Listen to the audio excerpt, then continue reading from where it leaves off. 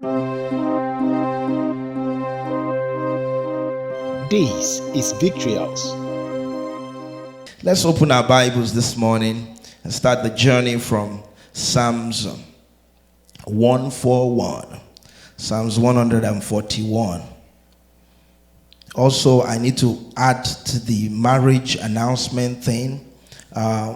One of the things we have noticed about many people is that they invest in every other thing, but they don't invest in their relationships.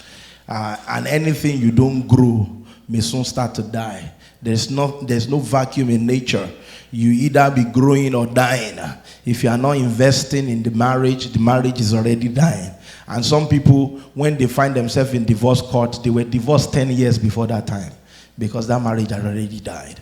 But in Jesus' name, in this house, marriages will survive. They will also thrive in the name of Jesus. The Bible says here, this is the psalmist speaking here. It says, may my prayer be before you like the incense. May the lifting up of my hands be like the evening sacrifice. You need to understand what the psalmist was saying here by looking a little bit to the Old Testament. The priest or the high priest in the Old Testament will have to minister with incense, and that incense is like they put some metals and some incense. I don't know how to describe it now. They put it in a censer and it shakes it, and it releases aroma, and that aroma was supposed to attract something. And God, the psalmist in this scripture is saying, may my prayer be like that. Let it be like the incense. And can I tell you, our prayer is like that. Look at the scripture, Revelations chapter 8. I think I have two Revelations here. Revelations chapter 5, first of all. Revelations chapter 5, verse 8. And Revelations chapter 8, verse 3. Revelations chapter 5, verse 8. The Bible says, and when he had taken it, the 4 living creatures and the 24 elders fell before the Lamb. Each one had a harp, and they were holding golden bowls full of incense, which are the prayers of God's people. Ladies and gentlemen, when we generate some things here on earth, the Bible said these things have a replica. There is something happening to them in the heavens. And the Bible said there are beings standing before God and they are carrying them as bowls. The Bible now says the bowls are full of incense, and this incense is the prayer of men. That's why the psalmist was prophetically saying, no, the psalmist never knew about Revelations. The psalmist had died several years before they started writing Revelations. But the psalmist prophetically was saying, I want my prayer to be like incense. He did not know that in the New Testament, if you give your life to Christ, your prayer is not like incense. It's an incense before God. The Bible said there are living creatures, 24 elders. They are carrying these bowls, and they are the prayers of God's people. It's like incense. God likes the smell. Hallelujah. Glory to God. Let's go to Revelations chapter 8 and 3. Revelations 8 and 3. The Bible says another angel who had a golden censer. So it seems there were many creatures in heaven, or there are many creatures in heaven that God has assigned to take sounds from the earth and to hold it up as so that God can smell it. It feels like God is like a father or a mother that keeps the phone, that keeps the picture of their children in their pocket. I know many mothers, if I do the math with fathers now, I'll get into trouble. But mothers, if you tell them to open their wallet or purse, you are going to find a picture of their children there. Yes, but men, I won't talk to you. I will just say that mothers, I'll stay at mothers. But so God is like that mother who is keeping the picture of his child in his pocket. So he's keeping the prayers of his people before him because they are sounds that he likes. The Bible says another angel who had a golden censer came and stood at the altar. He was given much incense to offer with the prayers of all God's people. When you read scriptures like this, you should not stop praying because your prayers are standing before God. I remember in Acts chapter 10, the Bible talks about Cornelius. He said, the angel came and said, your alms and your prayers have come as a memorial. The first time I heard that scripture, to me, I didn't even know what memorial means in terms of memorial can just be something like a memory. I thought it was a monument.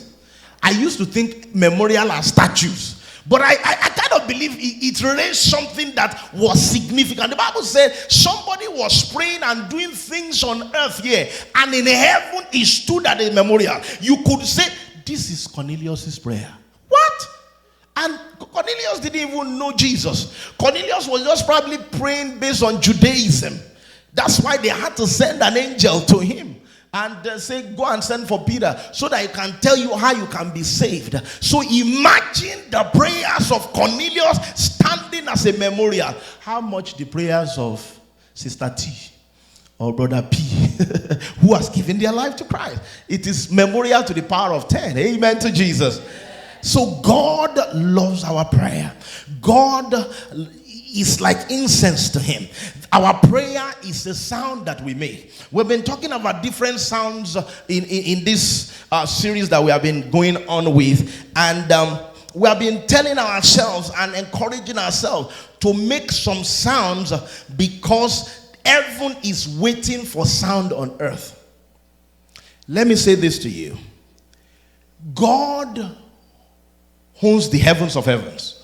Heavens of heavens means the third heaven where God stays, because there's not just one heaven. Because sometimes when people talk about heaven, they are talking about the atmospheric heaven where you can see. That's not where God stays. There is a third heaven, because Paul was telling us, he said, I had a vision and I saw the third heaven. So there is a third heaven, and which supposes that there's probably second and first. And I think the second heaven is where the principalities and powers are. Because sometimes when people are looking, they think the devil is here. The devil is not really down in that sense. The devil is in the atmospheric air. The Bible calls him the prince of the power of the air. It's not the air where God lives. Is another one. But that's not what we're talking about this morning. So when on earth here, God has made it that there are things that if earth does not do, heaven won't respond. If earth does not do it, as good as God is, if earth decides not to do something, heaven is not permitted to let it happen. By the way God created the heavens and the earth, what God did was that God relinquished the earth per se to man. At some point, man lost that earth and Jesus came to buy it back. But you see, with that kind of relinquishing, what God did was that God does not just step here arbitrarily. We have to release something to heaven for heaven to work with. We have to make something available for God to use. That is why sometimes it looks as if God knows my trouble and it's as if nothing is happening. Many times God is expecting somebody to say something. In Acts chapter 12, the Bible talked about Peter. The Bible first started that scripture. If you start reading from verse 1, he said that they had killed James. And they thought this was a good idea. And they took another person, they took Peter. The Bible now said, prayer was made continually to God on behalf of Peter. So that means that it was possible that they thought, well, James is the servant of Christ, God will deliver him. They left him. But the Bible said that prayer was made for Peter, and because prayer was made for Peter, the outcome of Peter was different from the outcome of James. And these two people were serving God. Believe me, you can serve God. You can be doing everything, so to say, right. If you don't raise some appropriate sounds, if you are not making some appropriate sounds to heaven, you can continue where you are. And that's why we're challenging ourselves all throughout this month, that we need to make sounds of heaven. We need to not make the sounds that are not sounds of the heaven where God lives, because there are also sounds that you can make that go into another heaven, especially things like complaining. That's not the sound that the heavens of where God lives can take. Because we read from that scripture that the angels are carrying something. They are not carrying the complaints of people. It's also a sound. People are making complaints. People are going and saying, God, this is September 2019. You have not shown up. You have not done what you need to do. It looks like you have failed. In fact, some people will come to church sometimes. God, if you don't answer me today, I won't come again. It's a sound. But it's not the sound that the angels are keeping. That one, the angels are not keeping it. That one is not incense. I wanted to say another sense, but let's leave it there. But that one is not incense. That one is not incense. So we need to make the sounds that are commensurate. That is a sound that will sound in heaven. A sound that heaven will reckon with. And murmuring is not one of them. I have also said here too that slandering is not one of them. Slander means you are making a sound on behalf of another person when that person is not there. Cutting another person. In fact, slander looks like you slash the person. And sometimes some people think it's just gist, you know. I have a gist for you, and the gist is another person. And the gist is that, oh, sister A and B, and you ask yourself, how does that help my life? How does that help us to move forward now? How does that help the thing that God is about to do now? How does that help? The Bible said this. Let me read this scripture about slander. Psalm 101 and verse 5. Psalm 101 and verse 5. Psalm 101 and verse 5. The Bible says, whoever slanders his neighbor in secret, I will put to silence. I mean, God is saying, look, I am listening. I am concerned about all kinds of sound. But there are some sound that annoy me. I don't like it. Because some of these sounds, you are using it to hurt another person. Some of these sound, you are using it against another person that I died for. He said, I will mute you. He said, I will mute you. That means that there are times in people's life, the muting they are enjoying is God. Because they've released negative sounds that are in the realm that is in another heaven, but God still hears everything anyways. So he said, I will mute you. I will mute you. So if I were you, just like I do to myself, excuse yourself from conversations. Excuse yourself from stories. Excuse yourself from gist that is about people. Let's talk about things. Let's talk about what God is about to do. Let's talk about the word of God. Let's stay in the word of God. That's a good sound to make. So we have said in this, our talking, and then I think my wife also said some things last week. Amen to Jesus. And we've said sounds of praise is very important. Sounds of praise. When we make sounds of praise, it's a profitable sound. The Bible says in Psalm 22 verse 3. Psalm 22 verse 3. It says, God lives in praise. If you read Revelations, all kinds of categories of praise that happen in heaven, you will know that the realm of God is the realm of praise. That explains why we sing. It's like a tuning. It's like we are tuning to a frequency because God permanently lives in the realms of praise. The Bible says in Acts chapter 16 from verse 25, it says Paul and Silas, they prayed and they praised God. And the Bible said there was an earthquake. Why was there an earthquake? God lives in praise. And when God shows up, even mountains will begin to skip like ram.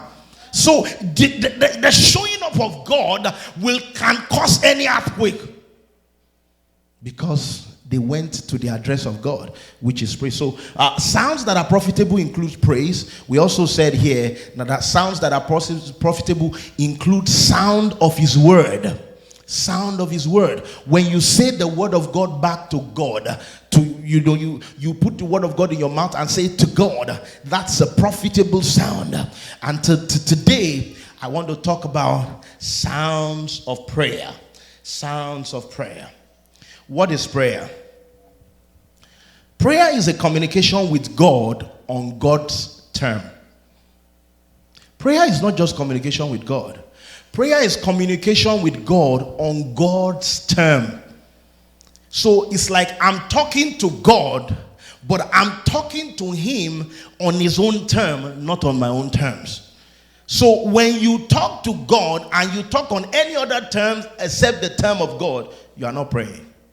So, making sounds of prayer, you need to understand that the sound of prayer is very, very on the terms of God. It is based on the terms of God. So that's why when the disciples asked Jesus to tell them about prayer, he started like this. Matthew chapter 6 from verse 9. Matthew chapter 6 from verse 9. It was the time they came to meet Jesus. They had seen Jesus. They saw that he always made sounds. And especially, he will go a long time before daytime and he will go and pray.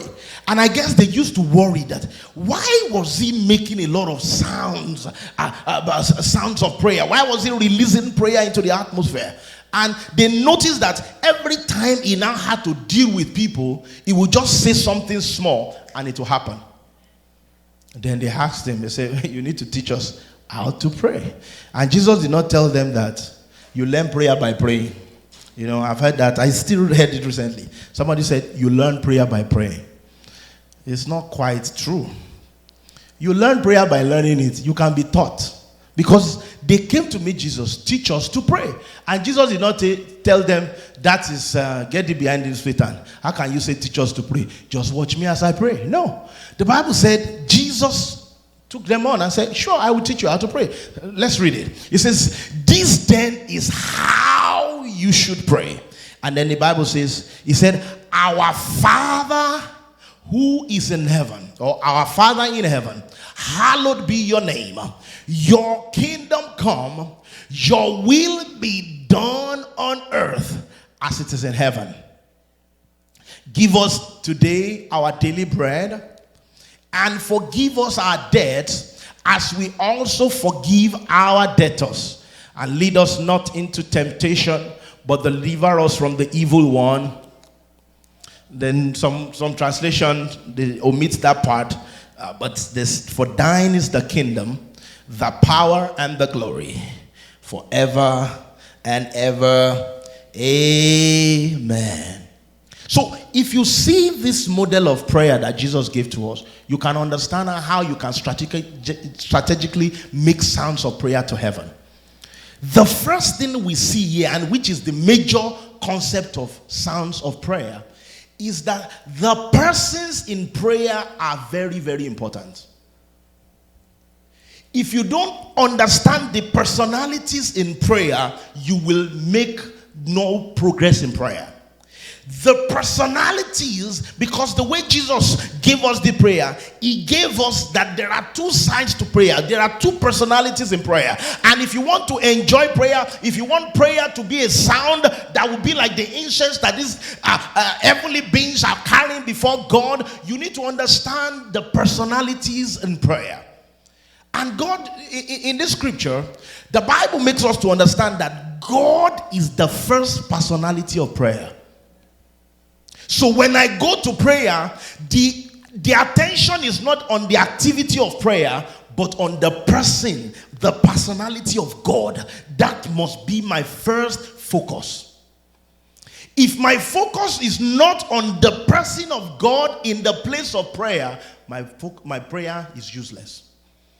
The person of God is the major personality that you have to focus on. If I can get two guys, let me show you something. How prayer works. If I can get two people that volunteer, two people, it's okay. Just come, you'll be fine. Two people. Can you see me? Yeah, you can stand here, sir. You can stand here. You just stand and face yourselves. Stand and face yourselves. So let's look at it.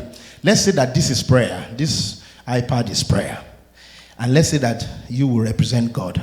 Let's say that you will represent us, because in that model prayer, he said, our Father who is in heaven, hallowed be your name. And then later he went on to give us. So you are us. You know, I don't want to give you any name, but the individual us. And then you are the individual God. And this is the concept. This is the activity of prayer. Now, do you know that please take this, sir. Just hold this, sir.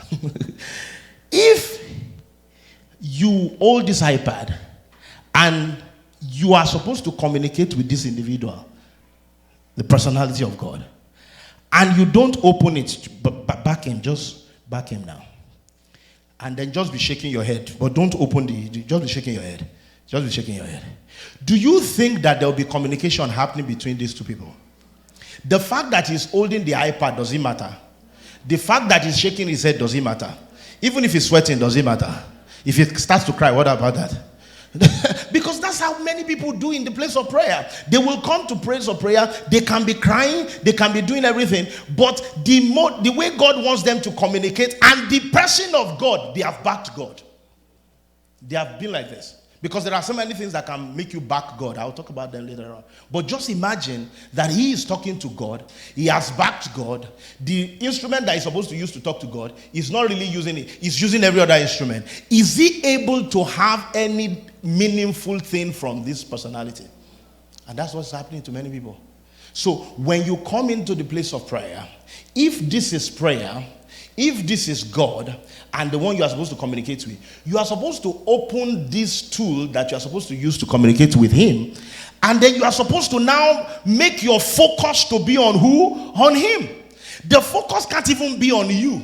You are going to use this tool so that the focus has to be on God. Can somebody say amen to that? So in the place of prayer, the personality of God, you cannot ignore him and then get your prayers answered. You cannot ignore him by what you have done or what you have not done and get your prayers answered. That is the major stumbling block for many people. They have backed God and they left God here, and God that will answer the prayer is just wondering, what is he saying? He's not communicating. What kind of sound is he making? This is not the right sound he's supposed to be making. So when Jesus was teaching them how to pray, the Bible said Jesus told them that you will say, our Father. So if God is your God in the place of prayer, it may not be so powerful for you. It must be your Father. Many people pray to God. They don't pray to their Father. The power of prayer is in the relationship, not the activity. Two people can say the same thing and they will get different results. There are two kids that can stand here and ask me for money. If one of them has the last name Adewale, the response will be different, sir.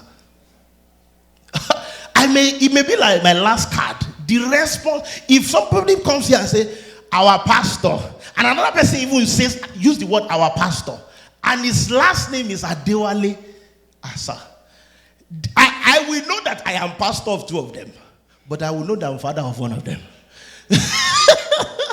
And many people, when it comes to prayer, they are talking to our God, not our Father. And Jesus said this, when it comes to sounds of prayer, for it to be effective, it must be addressed to your Father. Relationship is key. Relationship is major. The more there is relationship, the better prayer becomes. Without relationship, prayer is useless.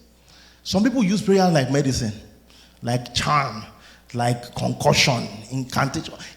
If it is magic, maybe it will work. But if it is prayer to God of Israel, it won't work like that. He said it here.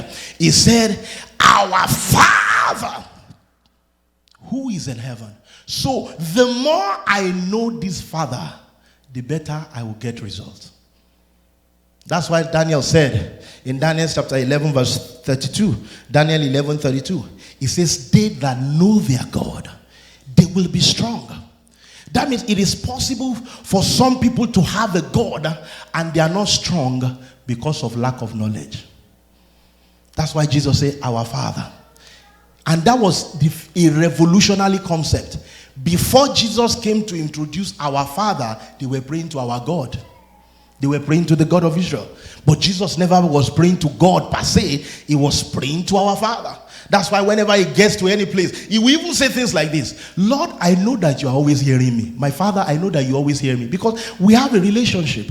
I don't need to explain the whole world to my Father that he should help me. No. My son still came to the office downstairs today. He didn't have to say much. He just, once I saw him, I said, you need money for offering. I was already reaching for my wallet. I said, take, give your brother. He said, my brother already here. So his brother didn't even need to come. Because of relationship, his brother could get what he didn't even ask for. Let me tell you this. Your prayer will have result if your relationship is secured. There are many prayers that we are even praying that we may not pray if we work on our relationship.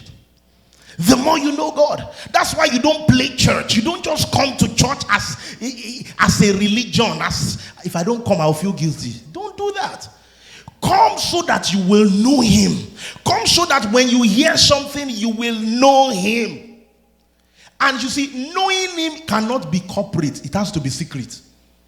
In fact, when Jesus was going to start that whole discussion on prayer, he said to them, and if you were hearing him, you would have thought Jesus was saying what he was not saying. Jesus told them, he said, some people when they want to pray, they will go into public place and they will be shouting and they will be making people hear them. He said, but you, when you want to pray, go into your closet. Your Father who sees in secret will reward you in the open. You would have thought Jesus said, let there be no public prayer. And when there is public prayer, pray under your breath. Pray in your mind. No, that's not what Jesus was saying. Jesus was just saying that the power of prayer is not in the open, it's in the secret. Jesus was saying that if you have a secret relationship, if you have an altar outside of the church altar or outside of church, if you are praying before here, if you have a relationship, when you come openly, even if you shout, even if other people are shouting louder than you, I can hear your own voice. Because no matter how all of you shout here, if my son or my daughter shout, I will hear. It's a grace. Amen to Jesus. Fathers, mothers, they will hear their own child. In the midst of many people. Even some, especially mothers, fathers, God is still helping them. When they are sleeping, mothers will wake up. But fathers, God is helping them. God is helping them to wake up. So the better we know God, ladies and gentlemen, the better our prayer will be. So if I were you, one of my desire would be to know him more. I want to know you more. Because knowledge, the more of God you know, the more of God you will command, sir. Every time you are seeing challenge, especially when it's overly too repetitive and too long, it may be a knowledge issue. It may be what you need to know. You know, Job was saying, knowledge and understanding shall be the stability of your time. There is something that knowledge does. It stables you. It stabilizes you. So the more I know God, the better my prayer life will be.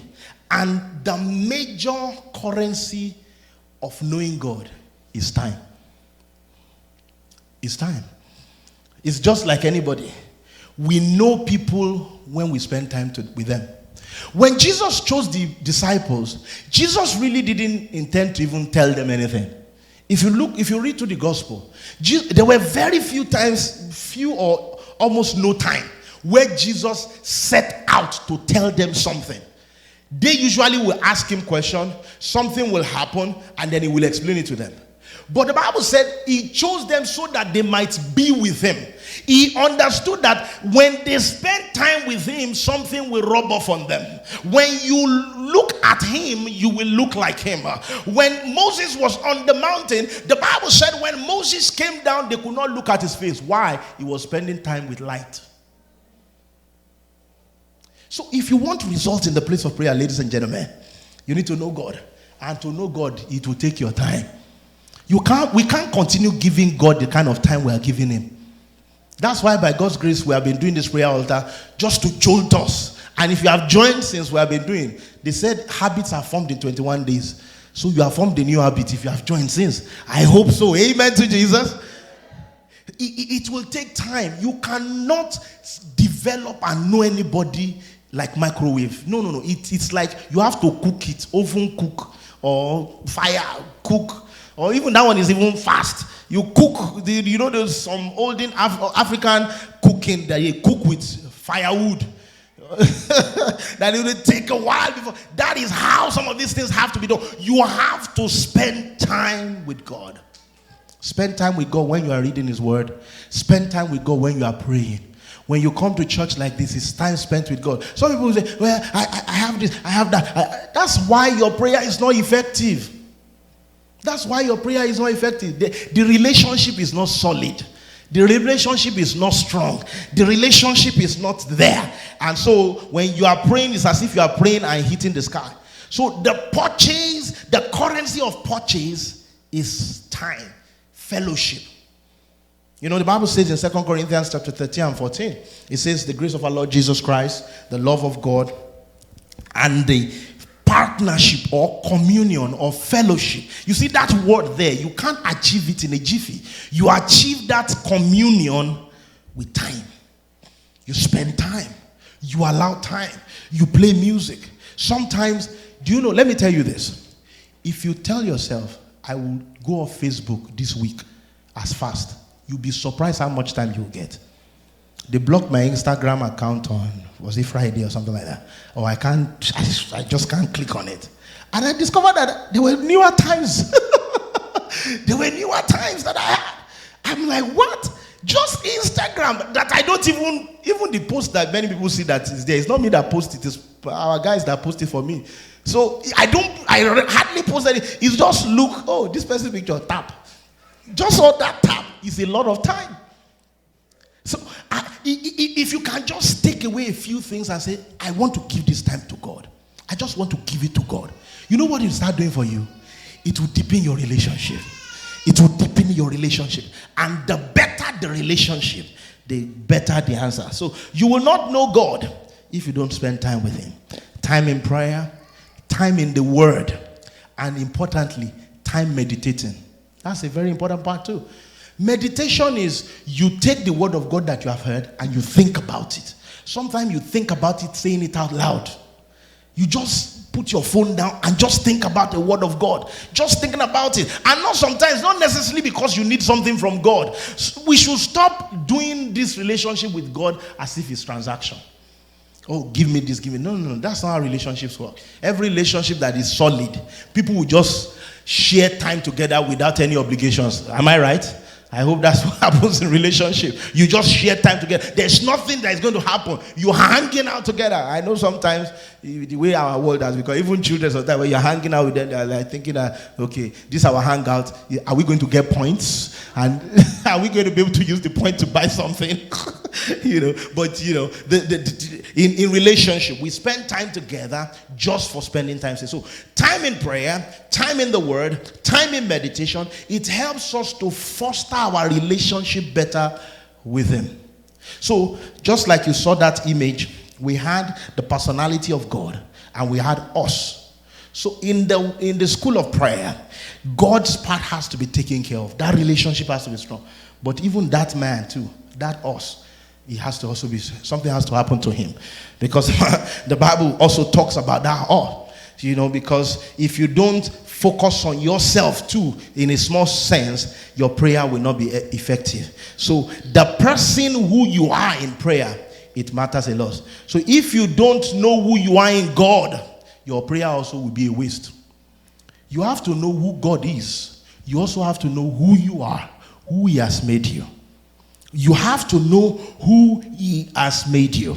In Galatians chapter 3 and verse 1. Galatians chapter 3 and verse 1.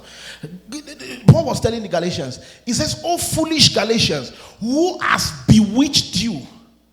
Before your very eyes, Christ was clearly portrayed as crucified. Who has lied to you that you have forgotten who you are in Christ? Who has lied to you? The Bible calls the devil the accuser of the brethren. Do you know why? One of the greatest weapons the devil has is to accuse people. Accuse people before them and before God. And so he makes you forget or underestimate who you are. In Luke chapter 15, we read of the story of the prodigal son. Luke 15 from 11 to 31. Luke chapter 15, 11 to 31. The Bible said this boy had wasted all the things that the father gave him. But did you know that even with all the waste, even with all the destruction and wanton riotous living, the father was waiting for him? But thanks be to God that along the line, the Bible said he came to himself. He actually came off the bewitchment that came on him and said, wait a minute. I can go back to my father. Worst case, he would downgrade our relationship.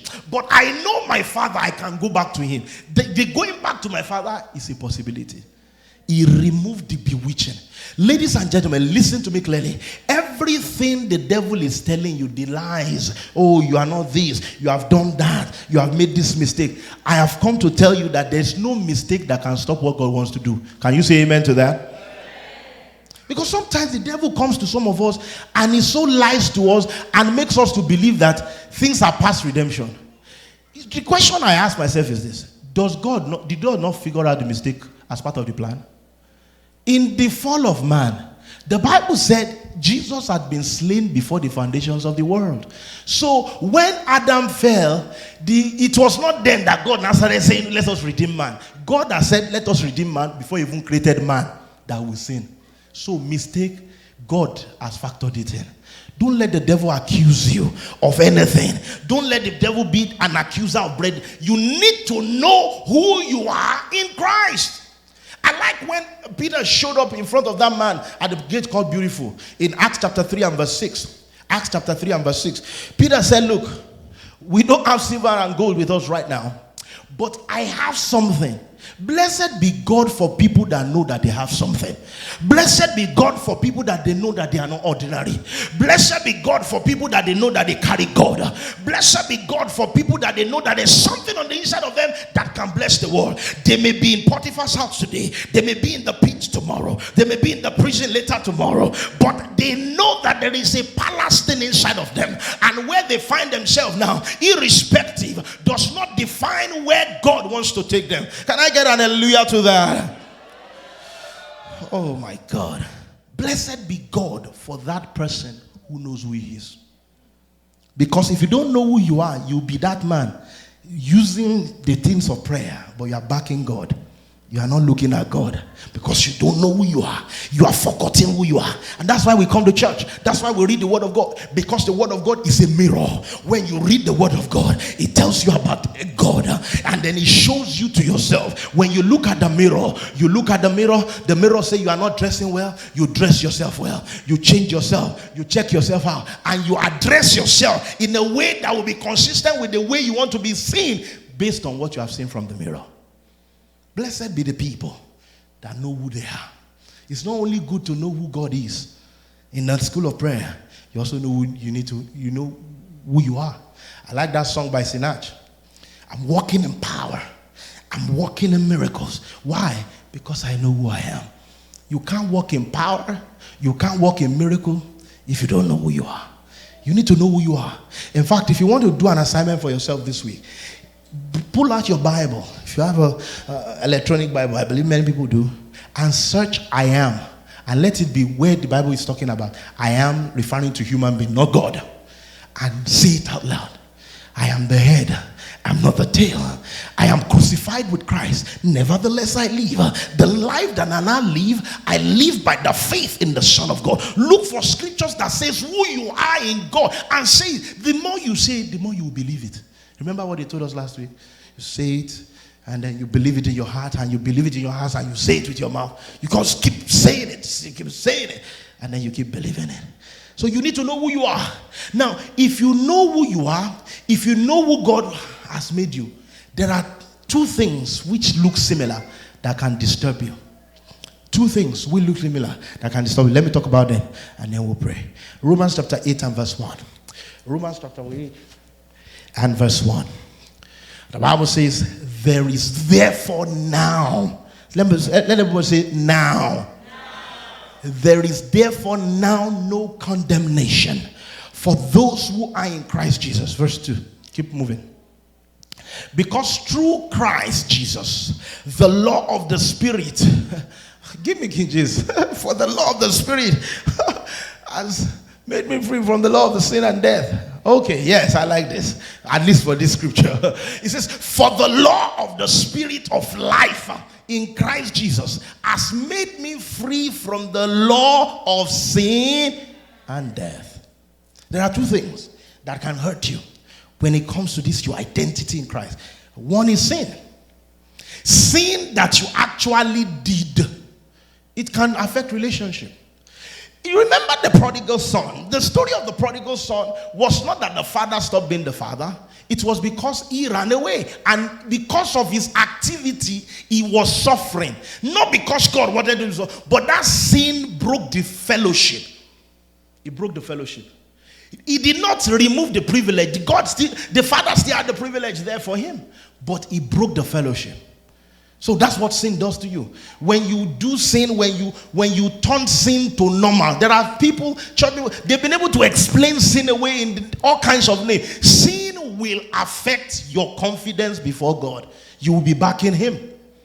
Those are the things that make you back God. Because when you remember when Adam and Eve sinned, the Bible said they clothed themselves in fig clothes because they said, we heard your voice and went to do what? Hide ourselves. Does it not look like the man that is backing God? That's what sin does to you. Sin makes you to back God. It doesn't make you to look at God, who you should be looking at, who is the focus in this issue of prayer. So you are not looking at God, you are running away. And that's why you need to receive grace to be delivered from any form of sin. But there is another thing that also hurts people. Because those scriptures say law of sin and death. That thing is guilt. Sin is powerful. Guilt may even be more powerful. Guilt is not necessarily sin. Guilt is the effect of sin. And the devil, many times when people have repented of sin, he still wants to let them have the guilt of the sin that they have committed. And so that guilt keeps them in bondage. That guilt keeps them in under tension. The devil, who is the accuser of brethren, he will come to them. You say they say lift up holy hands, and you are lifting up holy hands. How can your hands be holy? You that did this and did that. That's why you need to know who you are in Christ. That's why you need to know who you are in Christ. Because in that kind of instance, you now tell him, that for my whole life is gone. I am a new creature in Christ. He says, all things shall pass away. Behold, the new has come. And when you read that scripture, it is always true every time. All things passed away yesterday, and it's still passing away today. I am a new man in Christ. I'm a new man. God has made me new. I am not under that sin. That's not me. The me that you know, that me that used to tell lies, that me that used to do that means that did that means that whatever thing I did in my past, I am not that. If there is anything that the devil uses on people, it's guilt. It's guilt. He uses that guilt to turn our back. And so when we come to prayer, we are not looking at God. We are focusing on the guilt. Sometimes while you are praying, you are even passing your prayer through the filter of that guilt. And sometimes some people reduce the prayer. Some people don't come boldly. In prayer, one of the things that will help you is confidence. God wants you to come boldly, like I cannot be denied. That's why he said, address me as father.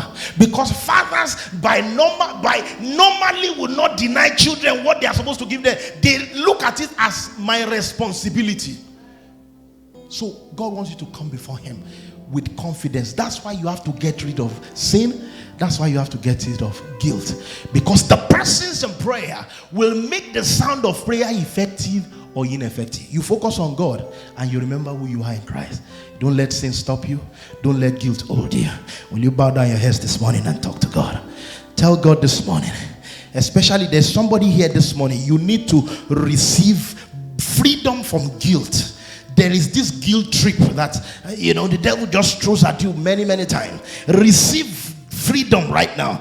I receive freedom from every form of guilt in the name of Jesus. Is there any sin you need to confess? There's this opportunity in Christ still. Yes, tell him, I don't want to deal with this back and forth with this matter again. I confess it today and I receive help to do and not to do this again in the name of Jesus. And in the name of Jesus, the guilt is dealt with. Yes, the guilt this morning, the guilt this morning. The Lapadusha. Lord, I pray for that lady. The guilt this morning is erased. Let it be, Father. In Jesus' mighty name, we are prayed. I want everybody to put their hands on their chest. And I want you to say this with me. Say in the name of Jesus, from today, I approach the throne of God with confidence, because my relationship with God is getting better. And I know, because He's my Father, I cannot be denied. I declare from today, I know who I am in Christ, and I emphasize who I am in the name of Jesus. Sin will not hold me down. Guilt will not hold me down. It shall be so in the name of Jesus. Thank you, Father. In Jesus' mighty name we are prayed.